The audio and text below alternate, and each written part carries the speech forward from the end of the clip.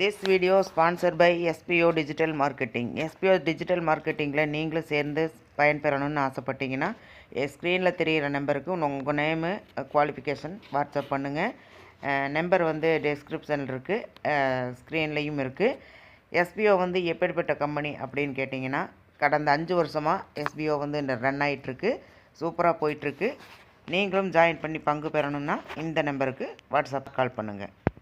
Skip பண்ணாதீங்க, பெரிய தப்பு. தினம் 300 ரூபாய் சம்பாதிக்க அரிய வாய்ப்பு. இன்ஸ்டாகிராம், ஃபேஸ்புக் பயன்படுத்த தெரிந்தால் போதும் content post and content publishing மூலமா தினம் 300 ரூபாய் சம்பாதிக்கலாம். இந்த வேலை செய்ய 5 நிமிடம் போதும். Work training support, group communication support, all language customer live chat support, முக்கியமா சொந்தமா ஒரு பிசினஸ் ஸ்டார்ட் பண்ற அளவுக்கு உங்களால கற்றுக்கொள்ளவும் முடியும், சம்பாதிக்கவும் முடியும். இந்த வேலை வாய்ப்பு வழங்குவது 5 வருடத்திற்கு மேல ரன் ஆகிட்டு இருக்க நம்ம தமிழ்நாட்டு company school of business organisation private limited. மேலும் விவரங்களுக்கு டிஸ்கிரிப்ஷன்ல கொடுத்திருக்க நம்பருக்கு வாட்ஸ்அப் பண்ணுங்க. Welcome to my channel. இன்றைக்கி என்ன பார்க்க போகிறோம் அப்படின்னா, கோவையில் பைக் டாக்ஸியை கண்டிக்க வந்த இடத்தில் சர்ச்சை, கருத்து பேசிய கால் டாக்ஸி ஓட்டுநரால் பரபரப்பு. தலைப்பு இதுதான். இதனோட விளக்கம் என்னன்னு வீடியோக்குள்ளே போய் பார்க்கலாம் வாங்க. பைக் டாக்ஸி சேவையை கோவையில் தடை செய்ய கோரி டாக்ஸி ஓட்டுநர்கள் பெரும் திரளாக நின்று கோவை கலெக்டர் அலுவலகம் முன்பு போராட்டத்தில் ஈடுபட்டனர். சொந்த பயன்பாட்டுக்காரரான இருசக்கர வாகனங்களை பைக் டாக்ஸியாக பயன்படுத்துவதை தடை செய்ய வேண்டும் என்பதை அவர்கள் இந்த போராட்டத்தில் வலியுறுத்தினர். இந்த போராட்டத்தின் போது செய்தியாளர்களிடம் கார் டாக்ஸி ஓட்டுநர் ஒருவர் முன்னிலை எடுத்து போராடித்தார். அவருடன் அங்கு கோயமுத்தூர் ஓட்டுநர் சங்கம் சார்பில் கூடிய சிலரும் கலந்து கொண்டனர்.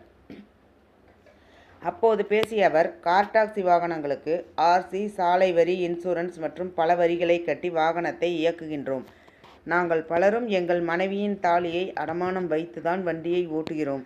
இது போன்ற எந்த ஒரு கஷ்டமும் இல்லாமல் ரேபிட்டோ மற்றும் பல தனியார் நிறுவனங்கள் இந்த பைக் டாக்ஸி முறையை செயல்படுத்தி வருகின்றனர் என குற்றம் சாட்டினர். இதனால் தங்கள் வாழ்வாதாரம் பாதிக்கப்பட்டுள்ளது எனவும் அவர் கூறினர். தங்களின் கார் டாக்ஸியில் வரும் நபர்களுக்கு விபத்து ஏற்பட்டால் அவர்களுக்கு இன்சூரன்ஸ் பாதுகாப்பு கிடைக்கும். பைக் டாக்ஸிகளுக்கு இன்சூரன்ஸ் பர்மிட் எதுவும் கிடையாது என குற்றம் சாட்டினர். இதை தடை செய்ய வேண்டும் என்ற கோரிக்கையும், செல்ஃப் ரெண்டல் கார்ஸ் என்ற கார் வாடகை முறையை தடை செய்ய வேண்டும் எனவும் அவர் கேட்டுக்கொண்டார்.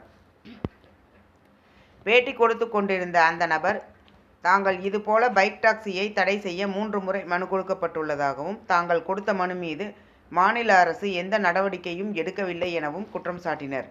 எங்கள் மனுவுக்கு எந்த பதிலும் கிடைப்பதில்லை என்பதால் 2026 சட்டமன்ற தேர்தலை புறக்கணிக்கும் விதமாக எங்கள் ஓட்டுநர் உரிமத்தை ரத்து செய்வோம் என அவர் பேசினார். தங்கள் கோரிக்கை மீது அரசு இம்முறை உரிய கவனம் செலுத்தும் என அவர்கள் எதிர்பார்க்கின்றனர்.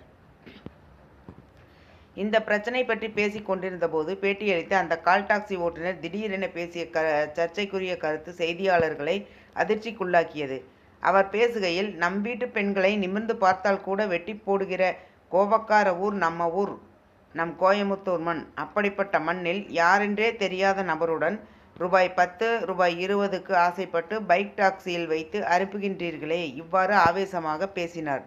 இதை கேட்ட செய்தியாளர்கள், ஒரு பைக்கில் ஒரு ஆணுடன் சென்றால் தவறாகி விடுமா என கேள்வி எழுப்பினர்.